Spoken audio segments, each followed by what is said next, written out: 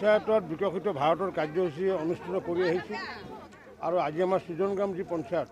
এই পঞ্চায়তখন সুন্দৰ পঞ্চায়ত সফল পঞ্চায়ত ইয়াতো মাননীয় প্ৰধানমন্ত্ৰী ডাঙৰীয়াৰ বিকশিত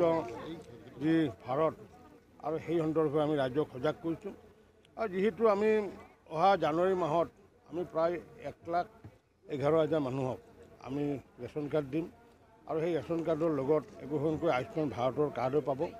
আৰু যিসকলে এতিয়াও ৰেচন কাৰ্ড পাব বাকী আছে আমি আবেদন কৰাৰ কাৰণে আহ্বান জনাইছোঁ যিসকলে প্ৰধানমন্ত্ৰী আৱাস যোজনা পোৱা নাই তেওঁলোকে যিসকলে প্ৰকৃত অৰ্থত ঘৰ নাই সেইসকলকো আমি আগন্তুক দিনত ঘৰ দিম আৰু তাৰ কাৰণে মাননীয় মুখ্যমন্ত্ৰী ডাঙৰীয়াই মুখ্যমন্ত্ৰী আৱাস যোজনাৰ এক বিশেষ আঁচনি যুগুত কৰিছে গতিকে প্ৰধানমন্ত্ৰী আৱাস যোজনা শেষ হোৱাৰ লগে লগে মুখ্যমন্ত্ৰী আৱাস যোজনা আমি কাম আৰম্ভ কৰিম।